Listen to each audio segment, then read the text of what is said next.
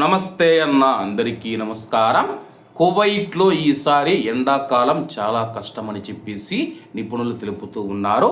వివరాలేకి వెళితే కువైట్లో రోజు రోజుకు పెరుగుతూ ఉన్న విద్యుత్ వినియోగం కారణంగా కువైట్ దేశం విద్యుత్ సంక్షోభాన్ని ఎదుర్కొంటూ ఉందని చెప్పేసి విద్యుత్ సరఫరాలో ఊహించని కొరత కారణంగా ముఖ్యంగా ఎండాకాలంలో డిమాండ్ గరిష్ట స్థాయికి చేరుకుంటూ ఉంది.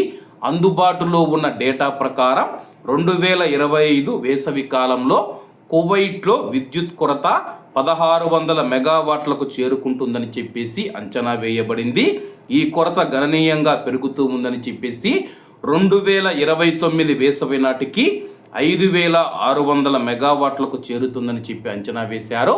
ఈ పరిస్థితి ఇలాగే కొనసాగితే 2025 నుంచి 2029 వరకు ఈ యొక్క విద్యుత్ సంక్షోభం అనేది కొనసాగుతూ ఉందని చెప్పేసి కువైట్ ప్రభుత్వం ఇప్పుడే విద్యుత్ ఉత్పత్తికి సంబంధించి కొన్ని ప్రాజెక్టులు మొదలు పెట్టాలని చెప్పేసి నిపుణులు సూచిస్తూ ఉన్నారు. కువైట్లోని ఇంధన రంగంలో అనేక సవాళ్లతో కువైట్ దేశం పోరాడుతూ ఉంది. గత వేసవిలో ఎదుర్కొన్న విద్యుత్ సంక్షోభం 2025 వేసవి చివరి వరకు కొనసాగే అవకాశం ఉంది. ఇది గల్ఫ్ దేశాల నుంచి విద్యుత్ కొనుగోలు చేయవలసిన అవసరాన్ని చూపుతూ ఉంది. అలాగే విద్యుత్తును ఇతర దేశాల నుంచి కొనుగోలు చేయాలంటే కువైట్ దేశం పైన ప్రతి నెల $100 మిలియన్ ఖర్చు అవుతూ ఉందని చెప్పేసి అంచనా వేస్తూ ఉన్నారు.